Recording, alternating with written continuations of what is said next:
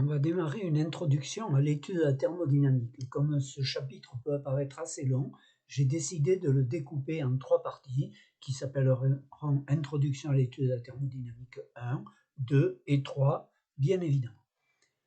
Qu'est-ce que la thermodynamique? Eh bien, on peut dire que la thermodynamique, c'est l'étude des transformations de la matière sur la base essentiellement d'échanges énergétiques. C'est l'effet de l'énergie, des apports ou des pertes d'énergie qui vont provoquer des transformations. En fait, la thermodynamique repose sur des principes qui sont assez simples à énoncer et qui en fait découlent d'un très grand nombre d'observations expérimentales. En fait, on ne démontre pas un principe, mais sur la base de ce que l'on a observé, on définit des principes de comportement de la matière et principes de comportement et d'évolution des systèmes que l'on va étudier. Cette thermodynamique, d'une manière absolument générale, ne va pas supposer une connaissance très fine de la structure de la matière. On verra que quelquefois, on utilise nos connaissances de la structure de la matière pour accéder à certaines grandeurs, mais la plupart du temps, en particulier lorsqu'on fait de la thermodynamique physique, on n'a pas vraiment besoin de connaître la nature et la structure de la matière.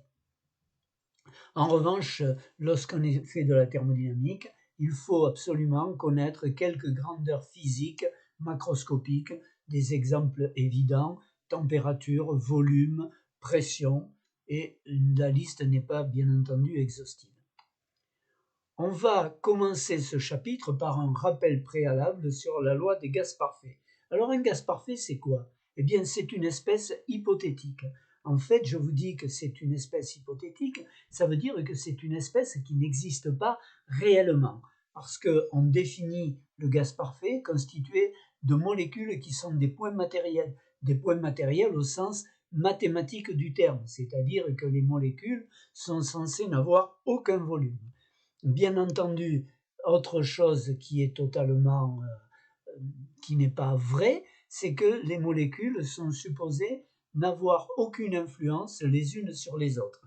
Ceci, bien entendu, de manière à pouvoir considérer que chaque molécule se comporte absolument comme si elle était seule dans le milieu.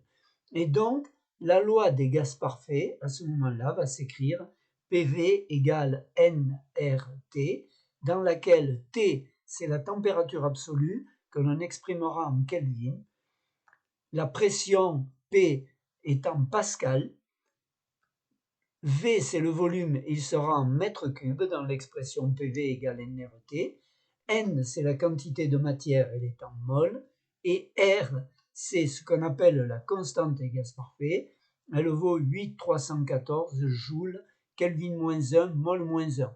Dans la plupart des calculs, on écrit R égale 8,3, mais là je vous donne une valeur un peu plus précise. On va commencer par étudier des mélanges de gaz parfaits. Alors je vous ai déjà dit que chaque molécule se comportait comme si elle était seule dans le milieu. Donc si on mélange des gaz parfaits, différents gaz parfaits, eh bien chacun des gaz, chaque molécule constitutive de chacun des gaz va se comporter comme si elle était seule, c'est-à-dire que chaque gaz va se comporter comme s'il était seul dans le milieu. Ça veut dire qu'à chaque gaz, on va pouvoir appliquer la relation fondamentale des gaz parfaits, comme je vous l'ai mentionné précédemment, et je prends un exemple d'un mélange de N gaz que j'appelle G1, G2, ainsi de suite jusqu'à Gn. Je les enferme dans une enceinte fermée, de manière à ce qu'ils ne puissent pas s'échapper, que la quantité de chacun des gaz reste constante, et bien entendu, je fais l'hypothèse qu'il n'y a pas de réaction chimique entre eux. Bien entendu, je vais avoir le fait que puisqu'ils sont mélangés, ils occupent tous le même volume et ils sont tous à la même température. Pour chacun, on va pouvoir appliquer la relation des gaz parfaits, PI égale NI, et j'ai mis entre parenthèses RT sur V parce que RT sur V va être commun à tous les gaz, ce qui revient à dire que on va pouvoir ensuite additionner tout ça. Bien entendu, ce que je vous précise ici, c'est que PI, c'est la pression partielle du gaz I, un des N gaz présents dans le mélange. Et Dalton nous indique que la pression totale qui règne dans une enceinte contenant un mélange de gaz parfait est la somme des pressions partielles de tous les gaz du mélange.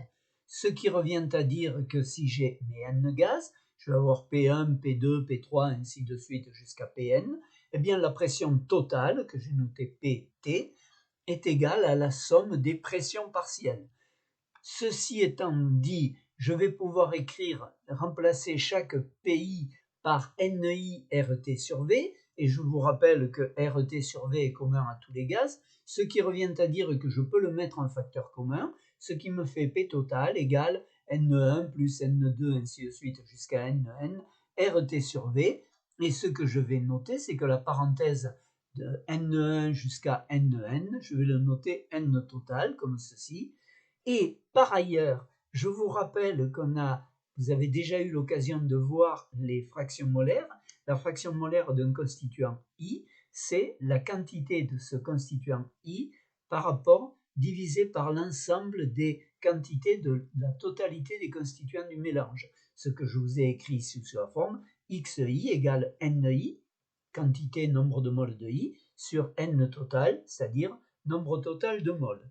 Ce qui revient à dire que vous voyez que si j'écris PI sur P total, j'ai donc NI sur N total, et donc c'est égal à XI, ou encore PI égale XI P total. C'est une expression qu'il est intéressant de retenir parce qu'on s'en servira énormément. Et bien entendu, on peut constater que si je fais P1, c'est-à-dire X1 P total plus P2, X2 P total, ainsi de suite, jusqu'à Xn P total, je vais pouvoir mettre P total en facteur commun, et il me viendra donc que P total que multiplie X1 plus X2 jusqu'à Xn, le tout que multiplie P total, donc ça veut dire que la parenthèse que je vous ai mise ici, la somme des fractions molaires, est égale à 1. Ça, si je prends des constituants de mélange homogène et que je fais la somme des fractions molaires, eh bien, j'arriverai systématiquement à 1. Ça n'est pas une découverte, c'est juste une confirmation. On va maintenant passer à la masse volumique et à la densité d'un gaz. On va commencer par la masse volumique d'un gaz pur. Par définition, la masse volumique, que je note ρ, c'est la masse de l'échantillon de gaz divisée par le volume. M, c'est la masse de l'échantillon de gaz, et V, son volume. Comme on a un gaz parfait, je vais pouvoir écrire ρ égale, alors ça, c'est pas une nouveauté, N que multiplie M, nombre de moles que multiplie masse molaire, c'est-à-dire masse d'une mole divisée par V, mais en revanche, je vais pouvoir remplacer N sur V par P sur RT, comme vous le voyez ici, V égale NRT sur P, c'est-à-dire N sur V égale P sur RT, comme vous le voyez ici. Et donc, ce que je peux vous dire, c'est que la masse volumique d'un gaz va augmenter quand la pression va augmenter, puisque ρ est égal quelque chose avec P au numérateur, et va diminuer quand la température va augmenter, puisque vous voyez la température est au dénominateur. Donc plus la température est élevée, plus P sur RT que multiplie M sera faible. La masse volumique d'un mélange de gaz, eh bien maintenant je vais retrouver toujours la même expression, ρ égale M sur V, mais cette fois-ci, donc je fais l'hypothèse que j'ai toujours mes N gaz, avec les quantités N1, N2, ainsi de suite, jusqu'à Nn, mais que j'ai également les masses molaires de chacun des gaz, M1, M2, ainsi de suite, jusqu'à Mn. Donc la masse totale, c'est la somme des masses de chacun des constituants du mélange. C'est-à-dire que si je divise par N total, cette expression, vous voyez que ça me fait donc M sur N total, égale, alors je vais vous détailler le premier, ça nous fait N1, M1 sur N total, N1 sur N total, ça nous fait X1, et vous voyez que les autres vont en découler de la même manière. Et ici, ce que je vous propose de remarquer, c'est que M sur N total, c'est donc la masse totale du mélange divisée par le nombre total de moles, et bien ça, c'est ce qu'on appelle une masse moyenne, une masse molaire moyenne. Donc ici, la masse molaire moyenne, que j'ai noté grand M moyen, égale X1 M1 plus X2 M2, ainsi de suite, jusqu'à plus Xn Mn. Et donc, ρ, cette fois-ci, va être égal à N total sur V masse moyenne, égale masse molaire moyenne, égale donc P total sur RT, masse molaire moyenne.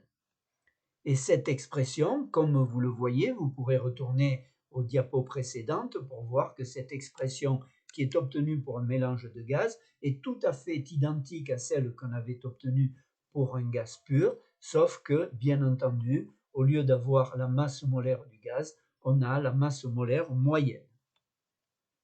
Conclusion donc de cette première partie, c'est qu'on pourra traiter un mélange de gaz parfait comme un gaz parfait unique en considérant que le nombre total de moles NT égale la somme des quantités de chacun des gaz, que la pression totale sera la somme des pressions partielles de chaque gaz, que la masse molaire moyenne, ça va être X1 M1 ainsi de suite jusqu'à Xn Mn, comme ceci. Et maintenant, eh bien, je vais passer à l'autre. Je vous avais dit masse molaire, masse volumique, et puis on avait parlé de densité. Eh bien, la densité d'un gaz parfait, je vais vous rappeler ce qu'est la densité d'un gaz. Alors, c'est le rapport qui est sans unité entre la masse d'un échantillon d'un volume donné à une température et à une pression donnée, et la masse d'un même volume d'air à même température et pression. Ce qui revient à dire que si je prends la masse du gaz, la masse de gaz, c'est N gaz, M gaz, et donc N, ça va être PV sur RT, comme ceci, donc masse molaire du gaz. Et pour l'air, eh bien, je vais avoir la même chose, sauf qu'au lieu de mettre un indice G, je vais mettre un indice A. La masse molaire de l'air, c'est MEA, la quantité d'air, c'est NEA. Et vous voyez bien que PV et T doivent être identiques pour les deux. Donc ici, je vais pouvoir écrire tout simplement que D égale masse molaire du gaz divisé par la masse molaire de l'air. Voilà donc comment on définit la densité d'un gaz. Vous voyez bien que cette valeur-là est totalement indépendante de la température, de la pression. La densité, c'est une grandeur qui est une constante pour un composé gazeux donné. Maintenant, on va passer à un autre paragraphe qui est extrêmement important, c'est le vocabulaire spécifique à la thermodynamique. Ce qu'on peut dire, c'est que la thermodynamique va utiliser un jargon spécifique. Ce qui se passe, c'est que les mots qu'elle emploie sont finalement très souvent du langage courant, mais avec un sens bien précis, qu'il est donc nécessaire de bien maîtriser. Donc les mots que l'on va employer sont connus par ailleurs, mais souvent l'utilisation dans la vie de tous les jours est très souvent distincte de l'utilisation en thermodynamique. Et donc il faut s'approprier ce langage de manière à savoir de quoi on parle et ne pas commettre d'impair. C'est ce qu'on va essayer d'introduire maintenant ensemble. On va commencer par des définitions liées au système. Alors le système, eh bien, c'est la partie de l'univers dont on étudie l'évolution. Ça peut paraître pompeux, souvent le système c'est la quantité d'eau avec les produits qu'on a pu y dissoudre dedans, ça peut être un ballon de baudruche dans lequel il y a des gaz, en fait, bon, mais cette partie-là, je n'ai pas trouvé de définition plus générale que celle-là. Donc on a le système, on est en train d'étudier un système, ce qu'on étudie, c'est ce qu'il y a à l'intérieur de ce système. Bien entendu, le système doit être parfaitement défini. Je vous ai pris l'exemple du ballon de baudruche. La question qui va être posée, c'est est-ce que le système, c'est le gaz qui est à l'intérieur du ballon de baudruche, ou est-ce que c'est le gaz qui est à l'intérieur plus la baudruche qui constitue le ballon? Voilà une question qui devra être précisée quand on étudiera un système un système avec un ballon de baudruche. Et ce que je vous dis immédiatement, c'est que tout ce qui n'est pas le système, eh bien, ça sera l'extérieur. Donc effectivement, on a le système et autour, on a l'extérieur. Ce qu'on va également préciser, c'est qu'une paroi sépare le système de l'extérieur. Et on va voir quelques propriétés de paroi et on va voir que ces propriétés de paroi vont provoquer des caractéristiques qui seront quelquefois spécifiques au système en question. Première chose, la paroi peut être réelle ou imaginaire. Si je reprends l'exemple du ballon de baudruche, eh bien la paroi, c'est clairement le ballon de baudruche, c'est donc une paroi réelle. Si maintenant je considère de l'eau contenue dans une casserole, eh bien la paroi, ça va être la limite entre l'eau liquide et l'air qui est au-dessus, ou bien l'eau et la casserole. Cette paroi n'a rien de réel, elle est purement imaginaire à ce moment-là. Une paroi peut être rigide, et si elle est rigide, ça veut dire que le système va être indéformable. Alors indéformable, vous pensez que vous savez ce que ça veut dire? Eh bien en thermodynamique, un système indéformable, c'est un système dont le volume ne varie pas. Une paroi adiabatique, alors ça c'est un mot moins courant dans la vie de tous les jours, eh bien une paroi adiabatique, ça interdit les échanges de chaleur. Et un système sera fermé s'il n'échange pas de matière avec l'extérieur, mais il sera isolé s'il n'échange rien, ni matière, ni énergie avec l'extérieur. On va introduire d'autres informations sur le système. Alors, un système va être dit homogène s'il présente la même composition physico-chimique en tout point.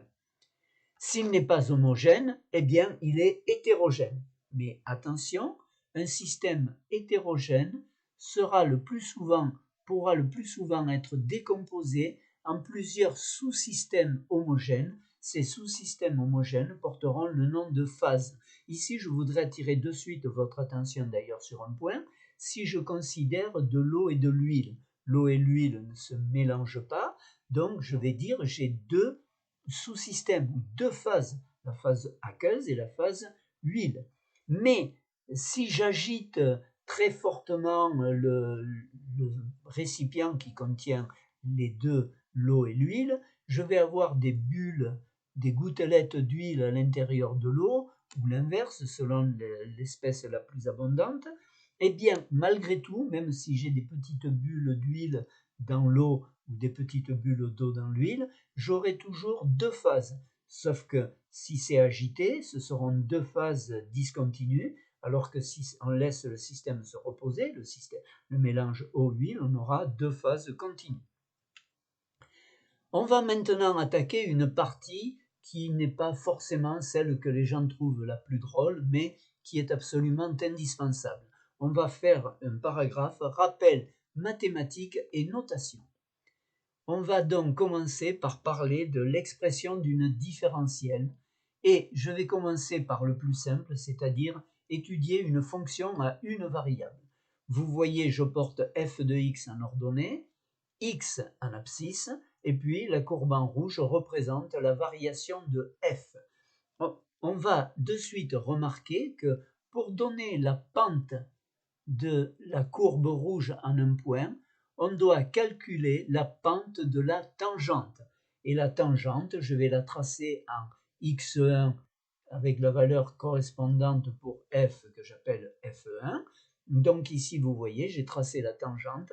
Eh bien, la pente de cette tangente, c'est la pente de la courbe à cet endroit-là. C'est une pente qui va varier en permanence dès lors que la courbe présente un rayon de courbure quelconque et que ça n'est pas une droite. Pour calculer la pente en x1, eh bien, je vais calculer, d'abord exprimer la dérivée de la fonction f et je vais calculer la valeur de cette dérivée au point x1. J'ai donc f' de x égale df sur dx.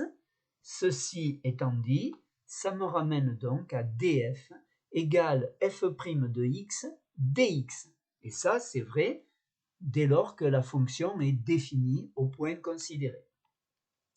Et maintenant, pour calculer la variation de f de x entre x1 et x2, il faudra faire la somme des df, c'est-à-dire, mathématiquement, intégrer l'expression en rouge entre x1 et x2.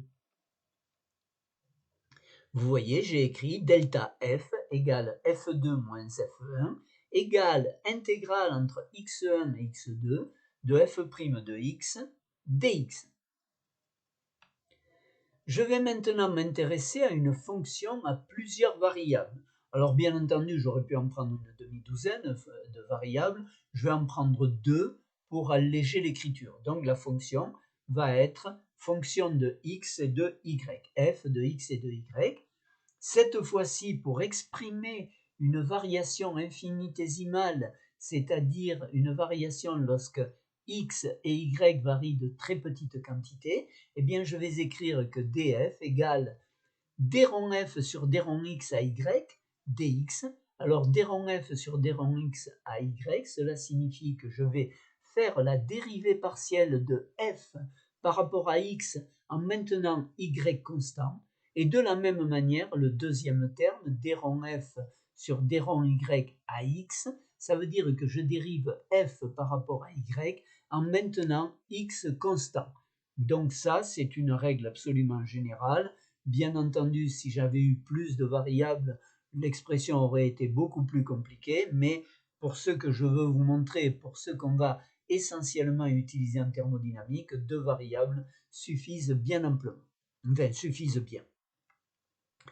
Cette expression que je vous pose ici, par définition, eh bien on dit que ça va être une différentielle totale exacte. Une différentielle totale exacte va avoir une caractéristique très importante, c'est que les dérivées, vous voyez qu'on a 2 dérivées primaires, l'une par rapport à x, l'autre par rapport à y, eh bien si maintenant on fait une dérivée seconde en croisant, c'est-à-dire que df sur dx, d rond f sur d rond x, je le dérive maintenant par rapport à y en maintenant x constant, et que je fais la même chose de l'autre côté, vous voyez que je vais avoir d2f sur dx dy, cette fois-ci j'ai commencé par dériver par rapport à x puis par rapport à y, égale d rond carré f sur d rond x, d rond y, d rond x. Cette fois-ci, j'ai commencé par dériver f par rapport à y en maintenant x constant, puis par rapport à x en maintenant y constant. Et pour calculer les variations de f, on doit connaître les variations de x et de y, comme ceci. Delta f égale f2 moins f1 égale intégrale double, puisqu'on a 2 variables, entre x1, y1 et x2, y2, de df, comme ceci. Cas particulier où l'on n'a pas une DTE, eh bien je vous propose cette fois-ci, on imagine une expression ADX plus BDY dans laquelle d rond A sur d rond Y à x, c'est-à-dire la dérivée seconde de A par rapport la dérivée seconde de l'expression par rapport à celle-là, n'est pas égale à d rond B sur d rond x à y. À ce moment-là, on n'a pas une DTE, c'est ce que je vous précise bien. À ce moment-là, donc, on dit que ça n'est pas une DTE et que l'on va noter la variation infinitésimale correspondante comme ceci. Vous voyez, je ne vais pas mettre dg avec un petit d, mais je vais mettre un petit delta g pour indiquer que l'expression qui est là n'est pas une différentielle totale exacte. Et donc, eh bien, je vais noter petit delta g égale ADX plus BDY. Et pour calculer la variation de g entre les points x1, y1 et x2, y2, on devra faire intégrer donc ADX entre x1 et x2 et BDY entre y1 et y2. Et la somme des deux nous donnera la variation de g dans l'intervalle considéré. Mais je vous demande de bien faire attention parce que a et b sont souvent des fonctions de x et de y. Et donc, pour faire l'intégration, il va falloir ne plus exprimer a que dans a, il n'y ait pas de y, et que dans B, il n'y ait pas de x. Donc cela suppose que l'on ait une relation y égale f de x. Et G n'est alors bien entendu pas une fonction d'état, comme on aura l'occasion, vous verrez quand on va faire vraiment de la thermodynamique, la fonction d'état c'est une notion essentielle. Et donc mathématiquement, vous voyez que le comportement ne va pas être le même. Je vous propose maintenant de faire un calcul sur deux expressions qui sont très voisines, mais dont l'une sera une DTE, différentielle totale exacte, et l'autre ne sera pas une DTE.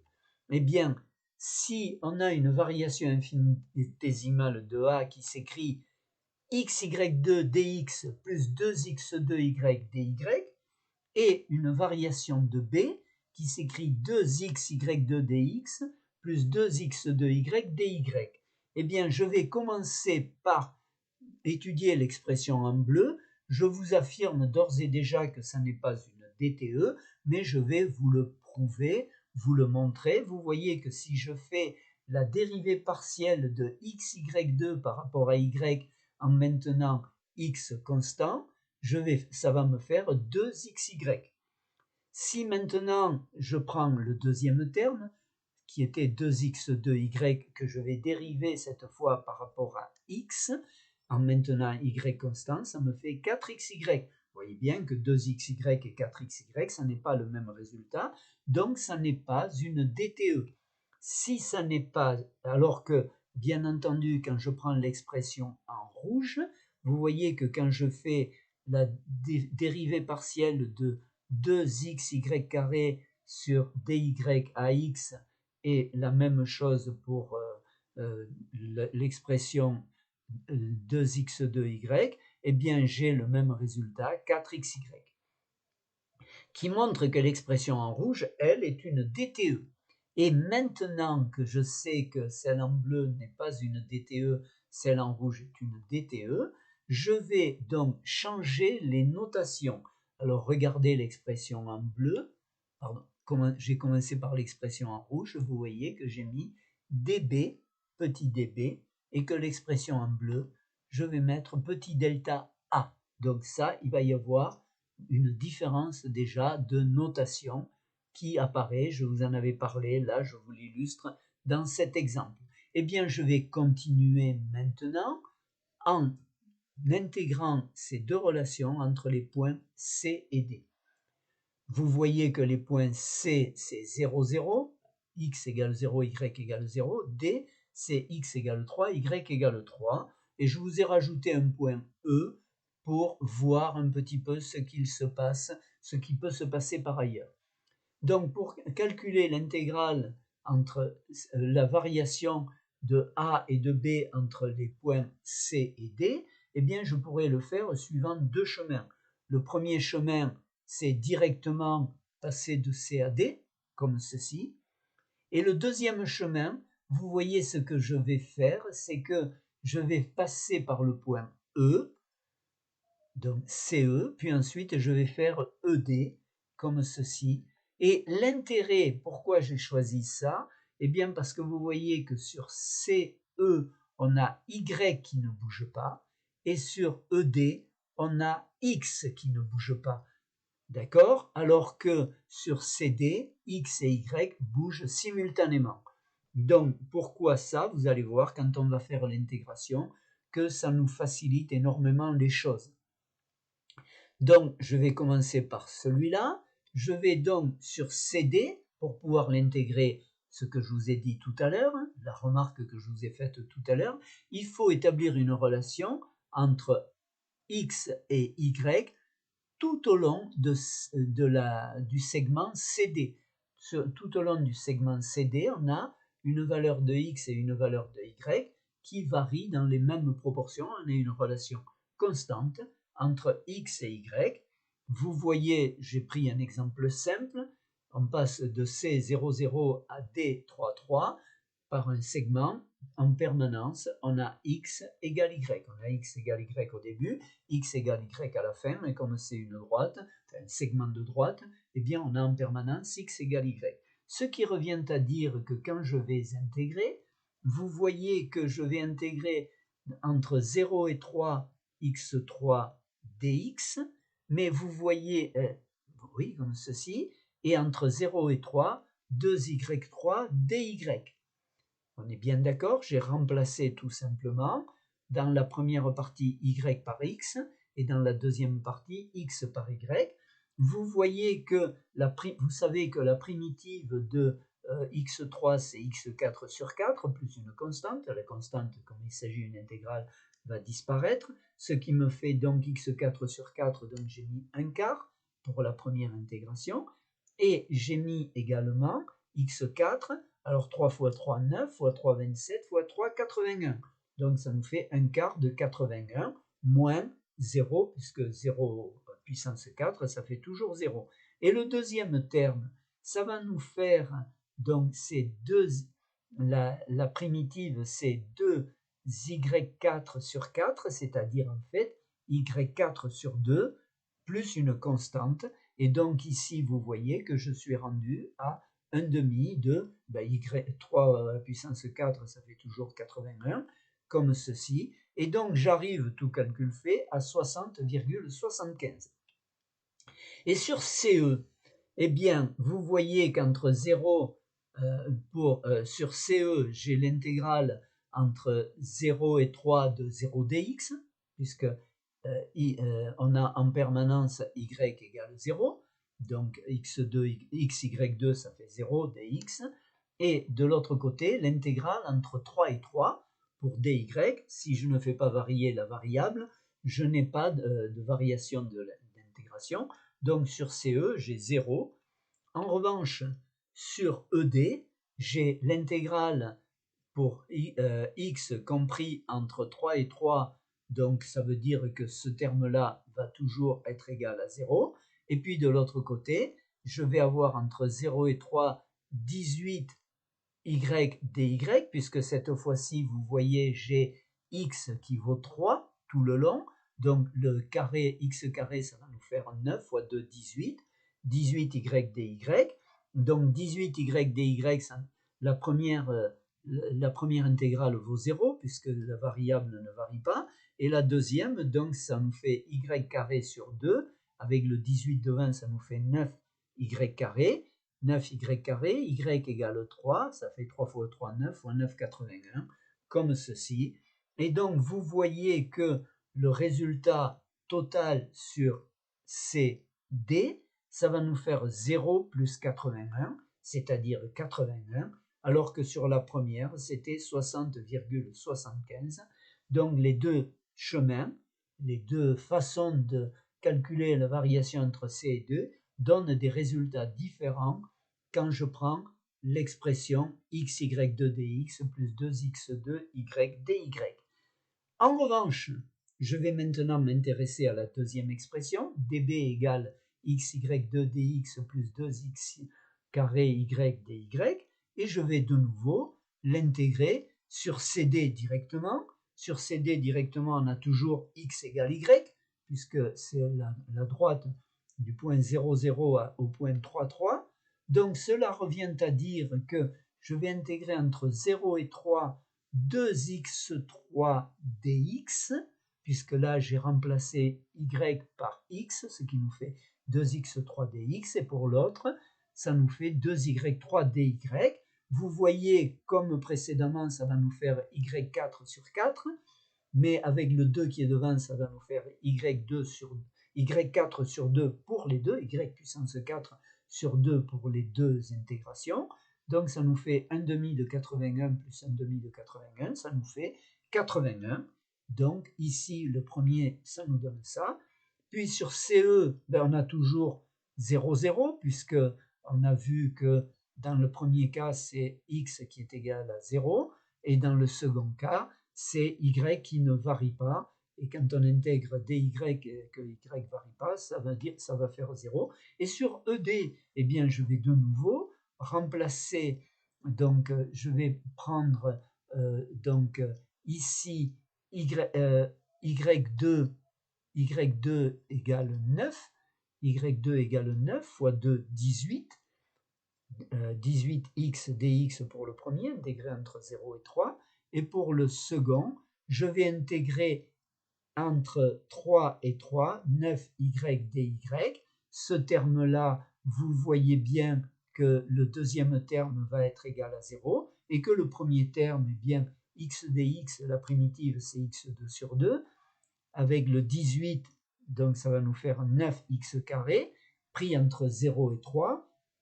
Pour 3, ça nous fait 3 fois 3, 9 fois 9, 81, moins 0. Donc voilà, ça nous fait 81. Et vous voyez que dans ce cas-là, quel que soit le chemin, directement CD ou CE plus D, on a le même résultat d'intégration sur les deux chemins. Ceci est un phénomène extrêmement important et je voudrais terminer cette présentation en vous disant qu'on aurait aussi pu exprimer la primitive de B, de dB. Vous voyez que la primitive de dB, en fait, ça va être quoi? Eh bien, ça va être x carré y carré. Vous voyez bien que si je dérive x carré y carré par rapport à x, ça va nous faire 2x y carré. Et si je dérive x carré y carré par rapport à y en maintenant x constant, ça va nous faire 2x carré y. Donc la primitive, c'est ça, plus une constante, mais lorsqu'on fait l'intégrale, la constante disparaît. Et puis ensuite, eh bien, on peut calculer la valeur de b en c et la valeur de b en d.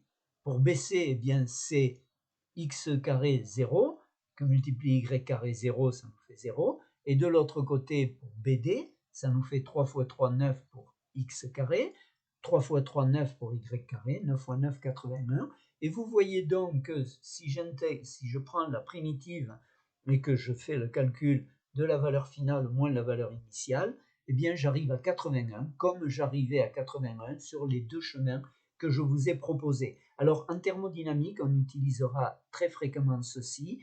On utilisera donc cette notion très importante de fonction d'état et on dira que la variation d'une fonction d'état ne dépend que du point de départ et du point d'arrivée et en aucun cas du chemin suivi. Alors pour faire plus scientifique, on ne dira pas du point de départ et du point d'arrivée, mais on dira de l'état initial et de l'état final. Voilà, donc ici, comme ceci, ce que je vous mets ici en thermodynamique, cette caractéristique mathématique, permettra de distinguer les grandeurs d'état des autres.